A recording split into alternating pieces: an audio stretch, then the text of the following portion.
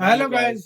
Welcome to Pakistani real action. तो कैसे हैं आप सब? उम्मीद है आप सब बढ़िया होंगे। मेरा नाम हुदा से मैं हूं बशर। सो गाइस, आज की वीडियो काफ़ी ज़्यादा कमाल की होने लगी। वीडियो का जो टाइटल है वो है Indian UPI goes global, Saudi Arabia now implement UPI with 40 countries. मतलब सऊदी अरेबिया क्या और 40 कंट्रीज़ भी अब इसको अपने देशों में इम्प्लीमेंट करने लगे हैं, अपनाने लगे हैं।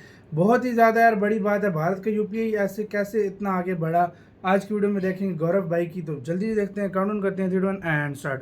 रियल टाइम डिजिटल पेमेंट में से 40% भागीदारी भारत की है। 46 हो हेलो गई फ्रेंड्स, यार, मैं हूं गौरव 46 ठाकुर और 46 जैसे कि आपने सुना, पूरे दुनिया के total real time digital transactions में से करीब 40% अकेले इंडिया में ही होते हैं। And now what's interesting is that currently इन्हीं रियल टाइम पेमेंट्स को फैसिलिटेट करने वाला हमारा यूपीआई अब ओमान, यूएई, बहरीन, कतर और ऐसे ही 35 से 40 देशों में भी घुसने के बाद अब फाइनली इस गल्फ रीजन के मेजर प्लेयर सऊदी अरेबिया में भी एंटर करने वाला है। और एक्सपर्ट्स का तो यह भी दावा है कि वो बहुत ही जल्द यूएस डोमिनेटेड स्विफ्ट सिस्टम को भी रिप्लेस कर देगा। And now this is huge, क्योंकि अब जब इन देशों से लोग इंडिया में पैसे भेजेंगे तब हर साल इंडिया करीब 8 से 10 बिलियन डॉलर्स अपने बचाएगा। और बाय द वे, ये इतना पैसा है कि पाकिस्तान को आईएमएफ से बेल आउट पैकेज भी इससे कम मिलता है। और वेल फ्रेंड्स, मैं ऐसा इसीलिए कह रहा हूं क्योंकि इंडिया के मेजर एनआरआईज इन गल्फ कंट्रीज में ही बसते हैं और वहां की टोटल पॉपुलेशन यानी 58.2 मिलियन में से सिर्फ इंडियंस ही करीब 13.4 मिलियन है।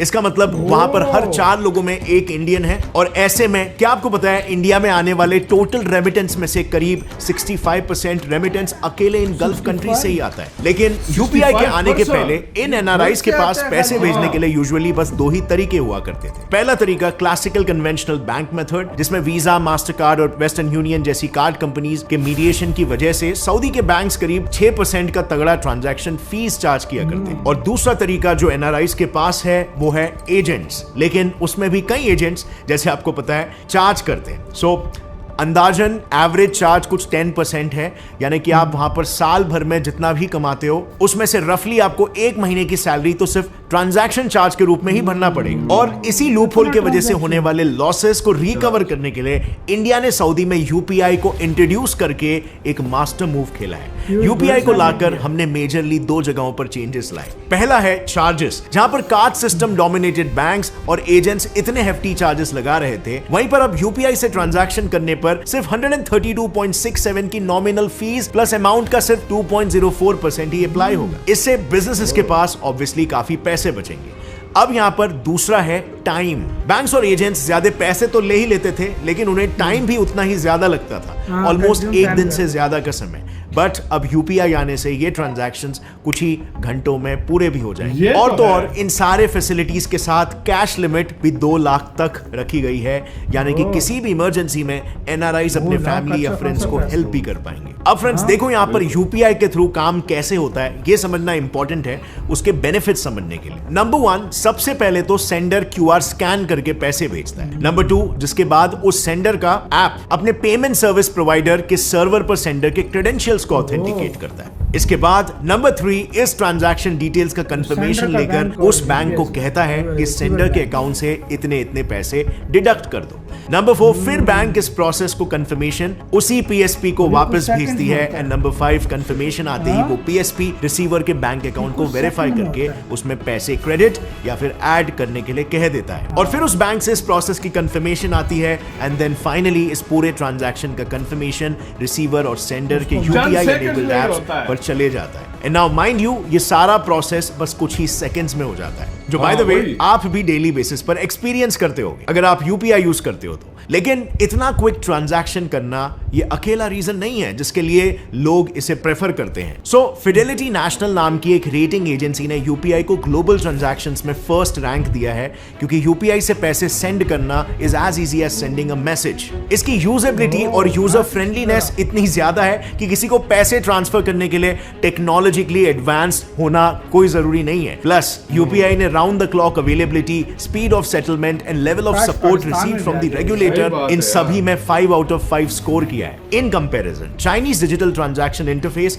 का इन क्राइटेरिया में स्कोर सिर्फ 2 आउट ऑफ 5 रहा है। सो या डेफिनेटली ये स्कोर हमें काफी प्राउड तो फील करवाता है, बट इस स्कोर में एक दिक्कत है। और वो दिक्कत क्या है इसके बारे में तो मैं आपको बताऊंगा ही, लेकिन यूपीआई ने मर्चेंट पेमेंट से लेकर स्टॉक और फाइनेंशियल मार्केट ट्रांजैक्शंस तक बहुत सारी चीजें इजी कर दी है। और अब आपको स्टॉक्स बाय करने के लिए कई दिनों तक वेट करने की कोई जरूरत नहीं। यूपीआई और डिजिटल ट्रांसफॉर्मेशन की वजह से आप कुछ ही मिनट्स में स्टॉक्स को बाय और सेल कर सकते हो। जीरोधा के फाउंडर नितिन कामत ने खुद कहा कि वो स्टॉक मार्केट में यूपीआई के यूज को लेकर काफी ऑप्टिमिस्टिक है और इससे इंडिया के मार्केट को कई बेनिफिट्स होंगे। इनफैक्ट मैंने भी आपको कई बार कहा है कि आपको इन्वेस्ट और ट्रेड करना चाहिए, बट हाँ, ट्रेडिंग से पहले आपको ट्रेडिंग की बेसिक नॉलेज होना जरूरी है और ये नॉलेज आप एक्वायर कर सकते हो XM.com से। XM.com एक globally recognised online trading broker है जो कई किस्म के financial instruments and services trading and investment के लिए प्रोवाइड करता है, लाइक 8 डिफरेंट एसेट क्लासेस और 1000 plus financial instruments like gold, forex, crypto etcetera etcetera. इसका रिसर्च एंड लर्निंग सेंटर आपको market analysis, reports, economic calendars, daily market updates बताकर आपको daily market के ट्रेंड्स बताता है। ऑल्सो ये प्लेटफॉर्म आपको एडवांस फीचर जैसे ये और ये प्रोवाइड करता है, जिससे आप XM के अल्ट्रा लो अकाउंट के साथ नो कमीशन ट्रेड और ये सारे बेनिफिट्स यूज कर सकते हो। And the most exciting part is XM के रेफर एंड अर्न प्रोग्राम से आप अप टू $35 कमा सकते हो और अगर आपने नीचे डिस्क्रिप्शन लिंक से इसे डाउनलोड किया तो आपको $500 या फिर 50% एज अ डिपॉजिट बोनस मिलेगा। So click on the link in the description below and start your trading journey with XM trade. India के बाद चाइना दूसरा सबसे हाईएस्ट नंबर ऑफ ट्रांजैक्शंस करने वाला देश है, लेकिन अनलाइक इंडिया यहाँ पर मास्टर कार्ड और वीजा जैसे यूएस बेस्ड कार्ड कंपनीज का पेनिट्रेशन चाइना ने रोक रखा है। इसी बीच यूएस बेस्ड फिडेलिटी नेशनल द्वारा चाइनीज पेमेंट सिस्टम्स का पुअर कस्टमर वैल्यू के नाम पर मार्क्स काटना थोड़ा सा सस्पिशियस है। And this makes me think कि जिस तरह यूपीआई अब ग्लोबली वीजा और मास्टर कार्ड की डुओपोली को चैलेंज करेगा, can UPI truly go global? क्योंकि देखो, ये मास्टर कार्ड, वीजा और वेस्टर्न यूनियन जैसे कार्ड कंपनीज बेसिकली क्या है? ये एक तरह के मीडिएटर्स ही तो है। बेसिकली पहले ऐसे होता था कि अगर दो बैंक्स के बीच कोई ट्रांजैक्शन करना होता था तो डोनर बैंक को रिसीवर बैंक के उस पर्टिकुलर कस्टमर के डिटेल्स लेने पड़ते थे। अब ये डिटेल्स अगर उस बैंक ने शेयर किए तो हो सकता है कि डोनर बैंक की मार्केटिंग टीम उस कस्टमर को अपनी ओर ल्योर कर ले और बस फिर इसी ट्रस्ट इश्यूज के चलते क्रॉस बैंक ट्रांजैक्शंस काफी इश्यूज फेस किया करते। इसे टैकल करने के लिए फिर एस्टैब्लिश हुए वीजा और मास्टर कार्ड जैसे कार्ड कंपनीज। इन्होंने बैंक्स को कहा कि देखो, एक काम करते हैं, आप अपने डिटेल्स हमसे शेयर करो और हम वेरीफाई करेंगे कि किस बैंक के किस कस्टमर से पैसे लेने हैं और किस बैंक के किस कस्टमर को देने हैं। यानी सिंपली पुट, हम बीच में एक मिडिल मैन बनकर सारे ट्रांजैक्शंस की सेटलमेंट को वेरीफाई करेंगे। अब ऐसे में जैसे इंडियन गवर्नमेंट ने यूपीआई लॉन्च किया, it became a direct threat to their dominance. UPI की वजह से आज इंडिया ने डिजिटल ट्रांजैक्शंस में एक बहुत ही बड़ा जंप मार लिया है। लेकिन अब क्योंकि इन ट्रांजैक्शंस का ज्यादातर काम यूपीआई के थ्रू होता है, मास्टर कार्ड और वीजा यूपीआई के शुरुआती समय से ही उसका भारी विरोध कर रहे थे। जैसे कि मैंने पहले कहा, ये दोनों ही कंपनीज मोस्टली ग्लोबल लेवल पर ट्रांजैक्शंस का सेटलमेंट करते हैं। बट देन अप्रैल 2012 में इन कंपनीज द्वारा हुए ग्लोबल सिक्योरिटी डेटाबेस लीक में करीब 1 करोड़ अकाउंट्स के क्रेडिट कार्ड इंफॉर्मेशन लीक हो गए थे। और अभी करंटली भी रशिया यूक्रेन वॉर की वजह से यूएसए ने रशिया में अपने वीजा और मास्टर कार्ड सर्विसेज को पूरी तरीके से बंद करवा दिया। इसे हम क्या समझे कि इन कंपनीज को यूएसए वेपन्स की तरह इस्तेमाल करेगा और एनी टाइम दूसरे कंट्रीज की इन पर डिपेंडेंसी को अपने फेवर में लेवरेज कर सकता है। ये बिल्कुल ही क्लियर था कि यूएसए के भरोसे पर पूरी तरीके से अपने बैंकिंग सिस्टम को बेस करना खतरे से खाली नहीं है और इसीलिए सबसे पहले 2014 में गवर्नमेंट ऑफ इंडिया ने एक रूपे नाम का एक होममेड कार्ड प्रमोट करना शुरू कर दिया। ये कार्ड आपने भी देखा होगा, काफी फेमस हुआ था, आज के तारीख में भी काफी लोग इसे यूज करते हैं। और ये इसीलिए जरूरी था क्योंकि आपको अगर पता होगा, यूपीआई के शुरुआती दिनों में यूपीआई से जुड़े एप्स को यूज करने के लिए आपको डेबिट या क्रेडिट कार्ड की जरूरत पड़ती थी। अब ऐसे में हर कोई वीजा या मास्टर कार्ड की ईयरली फीस को अफोर्ड नहीं कर सकता था। सो रूपे एक काफी सस्ता ऑल्टरनेटिव बन गया जिससे यूपीआई और ज्यादा लोगों तक पहुंच पाया। And this was very successful क्योंकि यूपीआई से पहले वीजा का इंडिया में मार्केट शेयर 60% था, मास्टर कार्ड का दूसरी तरफ 30% और अमेरिकन एक्सप्रेस का 8.5%। बट 2019 तक अब रूपे और यूपीआई का शेयर करीब 58% तक पहुंच गया और अब कई लोगों के लिए उनका मोबाइल ही उनका वॉलेट बन गया। इनफैक्ट सिर्फ इसी से ही गवर्नमेंट हर साल करीब 5,700 करोड़ रुपए बचाती है जो खराब नोट्स को रिप्लेस करने में खर्च होते हैं। अब इसके विरोध में वीजा ने अपनी होम कंट्री यूएस में इंडिया के अगेंस्ट कंप्लेन भी कर दिया। उनका कहना था कि इंडिया में सभी कंपनीज के लिए लेवल प्लेइंग फील्ड इक्वल नहीं है। इंडिया में वहां की गवर्नमेंट अपने सिस्टम को बहुत ज्यादा सपोर्ट कर रही है, पार्शियल हो रही है उसको लेकर। अब ऐसी सिमिलर सिचुएशन इन्फॉर्मेशन तुम इंडोनेशिया में आसमान से तब आई उड़े थी होते हो। जब उनकी डोमिनेंस खतरे में थी। तब उन्होंने यूनाइटेड स्टेट्स ट्रेड रिप्रेजेंटेटिव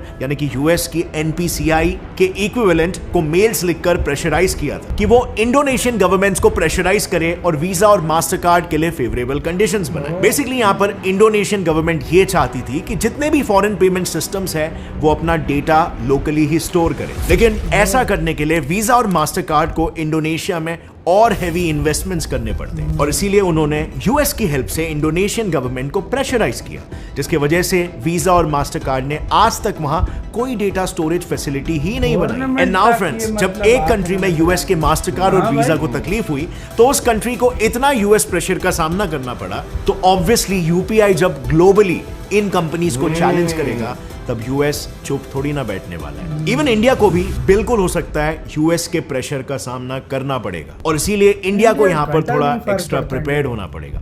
खैर, ओवरऑल फॉरेन कंट्रीज में यूपीआई के इंट्रोडक्शन से जितना फायदा लोगों का होगा उतना ही फायदा गवर्नमेंट को भी होगा। इस डिजिटलाइजेशन की वजह से गवर्नमेंट के पास इन पेमेंट्स का सही रिकॉर्ड डेटाबेस में रहेगा, जिससे कोई भी टैक्स को इवेड नहीं कर सकता और इससे डेफिनेटली जीएसटी कलेक्शन को भी काफी हेल्प मिलेगी और फाइनेंशियली इंडिया का सबसे बड़ा प्रॉब्लम यानी कि ब्लैक मनी भी थोड़ा कंट्रोल में आ जाएगा, जिससे कि कई बार टेरर फाइनेंसिंग भी होती है। इनफैक्ट इसी एग्जैक्ट चीज को टैकल करने के लिए तो इंडिया ऑल्टरनेटिवली डिजिटलाइजेशन को एक और एक स्टेप आगे लेके जा रहा है by introducing the digital currency.